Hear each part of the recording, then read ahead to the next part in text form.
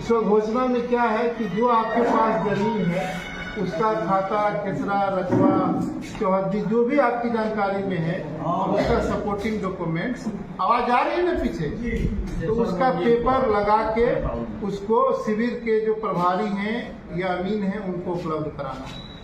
अगर जमाबंदी आपके नाम से सीधे चल रही है तो उस जमाबंदी में आपको एक वंशावली है उसकी आवश्यकता नहीं पड़ेगी, लेकिन अगर आपके पूर्वज के नाम पे चल रहा है तो उस स्थिति में एक वंशावली देना पड़ता है। फॉर्म 3(1) है।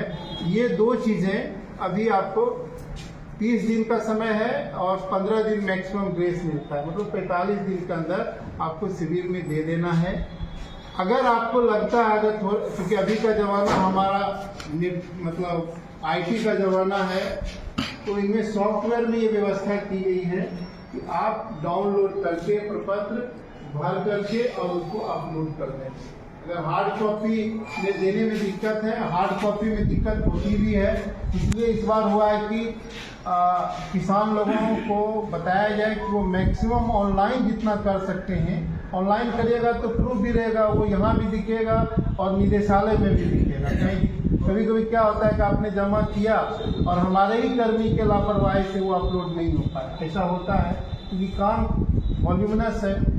तो अगर आप लोग इस चीज़ को प्रचारित कर देंगे, हर घर में बच्चे मोबाइल लिए हुए हैं, एक उसमें वेबसाइट है, वेबसाइट का नाम तो मैं बता देता हूँ, लेकिन वो जो मैं भेजूंगा उसके साथ एक सीट भेजूंगा, उसमें वेबसाइट का नाम लिखा रहेगा, DLRS नाम है उसका।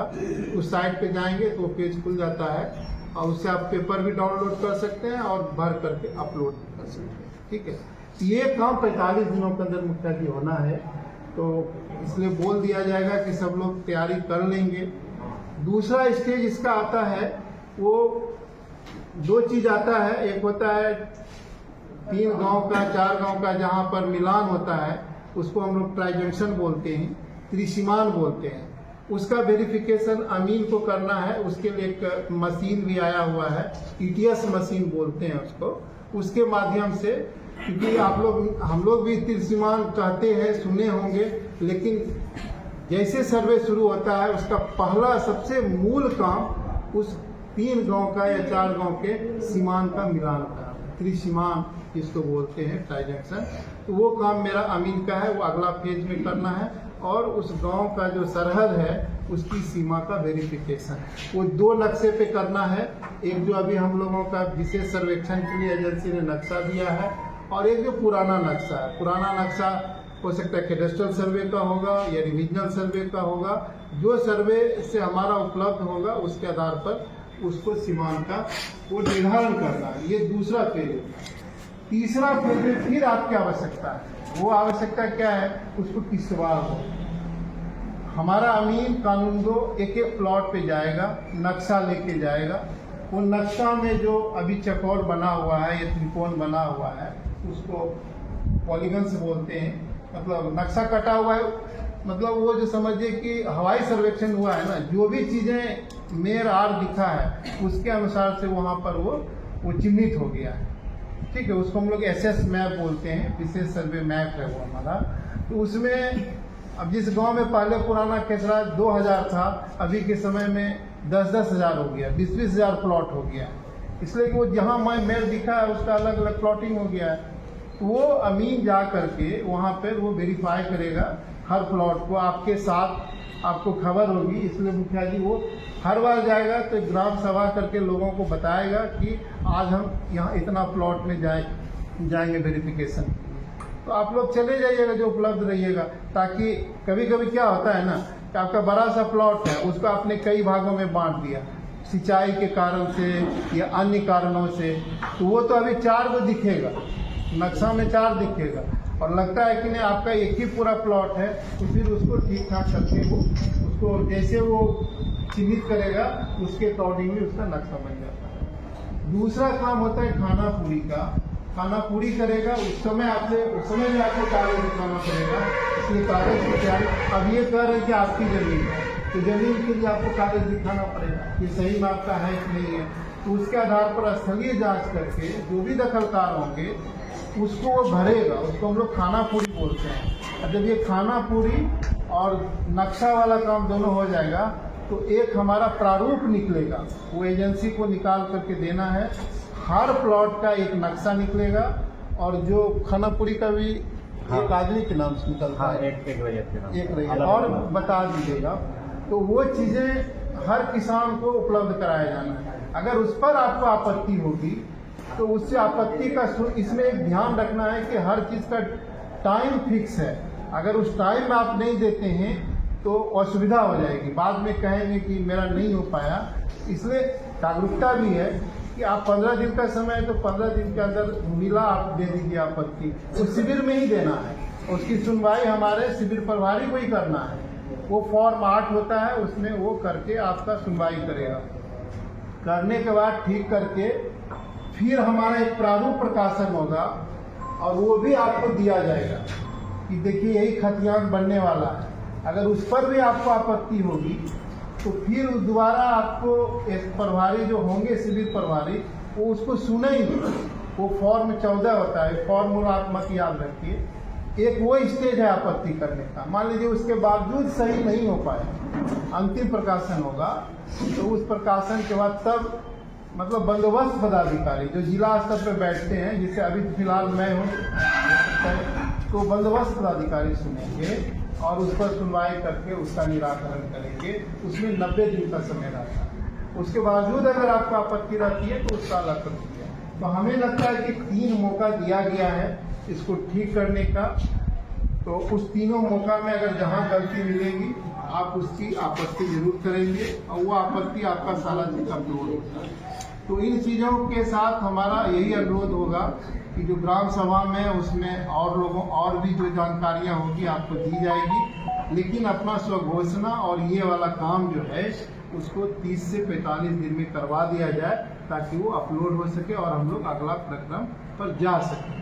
इसी के साथ हमारे जो ASO साहब हेडक्वार्टर हैं, मैं इनसे अनुरोध करूंगा कि और डिटेल दो। सर ये बात है कि जो जमीन खरीद किया है किसी कारण पर ऐसा है काम है, अगर कुछ इंडिविजुअल इशूज होगा तो हम लोगों से तो मुखिया जी मैंने एक द्वारा थोड़े ना खुलता है। अगर देख लीजिए, अगर इस विषयों पर हम लोग अलग से भी बात करेंगे, लेकिन चूंकि आपने पूछ दिया है, अगर वो मान लीजिए आपके जगह पर किसी दूसरे का खुल जाता है तो उसी के लिए हमने बोला कि 2 बार आपत्ति तो शिविर में देनी, सुनवाई होनी है, अभी कोर्ट होगा। ऐसे नहीं कि कोई कह देगा गलत कागज पे तो उसमें तो हम लोग भी तो फंस जाएंगे। तो बिना देखे सुने कुछ बोल दिया जाए और कल को वही आधार बना लेंगे तो उस पर हम अभी कुछ बताने की पूरी भूमिका अभी कहा गया कि स्वघोषणा फॉर्म को भर के दिया जाएगा।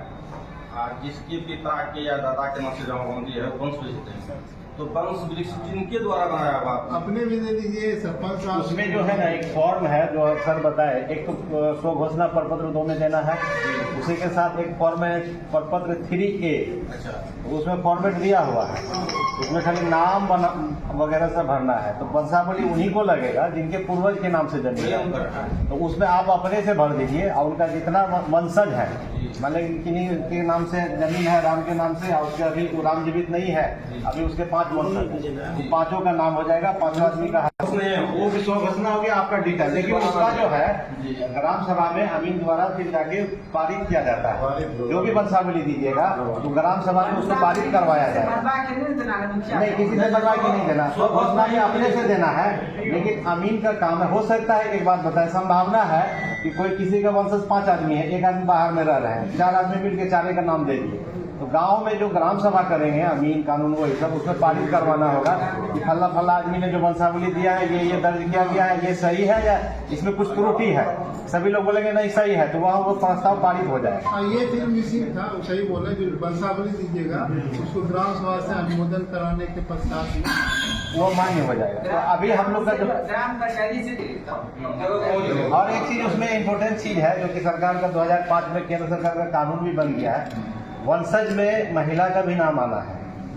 समझ गए ना। उसका नाम छुपाइएगा तो फिर ग्राम सभा में आपत्ति अगर कोई करेंगे तो फिर वहां पर पारित नहीं होगा। तो इस बात का भी ध्यान रखना है। तो अभी हम लोग का जो ये सभा करने का अंचल स्तर पर हम लोग अभी कर रहे हैं और पंचायत स्तर पर भी हो रहा है, ग्राम स्तर पर भी हो रहा है। तो मुख्य उद्देश्य है कि नया जो विशेष सर्वेक्षण हो रहा है इसमें हम लोग को आम रैयतों को करना क्या है, पता है ना कि काम तो करेंगे, सर्वे करेंगे अमीन, लेकिन अमीन सर्वे किसका करेंगे तो ग्रामीण का जो जमीन है उसी का सर्वे करेंगे। और जमीन रैयत को अगर वो चीज पता नहीं हो, वो जागरूक नहीं रहेंगे तो फिर संभावना है कि गलत हो सकता है। इसीलिए हमको जागरूक होना है कि क्या क्या काम या मेरा क्या क्या जिम्मेदारी है। तो उसमें सर बताएं कि सबसे पहला काम है, आप जो भी जमीन का दावा करते हैं या जो भी जमीन आपके अंदर में जोत आबाद में है उसका पूरा डिटेल प्रपत्र 2 में भर के दे देना है। प्रपत्र 2 जो है वो एक फॉर्म है, उसमें गांव का नाम, थाना नंबर, खाता, खेसरा, रकबा, चौहद्दी और कैसे आपको प्राप्त हुआ है। केवाला से प्राप्त हुआ है तो केवाला संख्या उसमें दर्ज कर दीजिए, केवाला का फोटोकॉपी करा के लगा दीजिए। या मौरूसी जमीन है, पूर्वज से मिला है तो खतियान का कॉपी होगा, वंशावली हो जाएगा, और एक रसीद है तो उसका रसीद लगा के दे दीजिएगा। किसी को बंदोबस्ती अगर मिला है तो बंदोबस्ती का जो पर्चा है उसको दे दीजिए, रसीद दे दीजिए। या अन्य किसी भी तरह से जो जमीन प्राप्त हुआ है उसका उसमें 60 का फोटोकॉपी दे दीजिए और उसका डिटेल लिख दीजिए और उसको भर के जमा कर दीजिए। सबसे पहला काम तो ये हो गया। दूसरा है कि जब अमीन आपके प्लॉट पे जाएंगे तो वो सूचना समय समय पर ग्राम सभा करके या फिर गांव में जाके अमीन के द्वारा दिया जाएगा। तो अमीन का काम है किसी भी राजस्व ग्राम का उत्तर पश्चिम कोना जो 1 नंबर खेसरा होता है वहां से वो शुरू करेंगे अपना प्लॉटिंग का काम। तो वहां से वो जो उनको नक्शा मिला है एरियल एजेंसी के द्वारा वो नक्शा रखेंगे, पूर्व का भी नक्शा रखेंगे और स्थल भी देखेंगे कि स्थल के अनुसार जो फोटोग्राफी हुआ है वो स्थल के अनुसार नक्शा बना है कि नहीं बना है।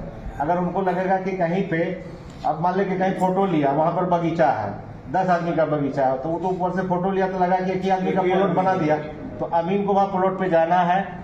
जब अमीन वहां जाएंगे तो वहां पे हम लोग का क्या रोल हो जाएगा कि वहां पे उपस्थित होकर अमीन को सही सही जानकारी दें कि ये जो है पूरा जो एक प्लॉट आपका फोटो में जो बन गया है एक्चुअल में ये एक प्लॉट नहीं है, यहाँ पे 5 आदमी का जमीन है और ये अंदर में मेर है।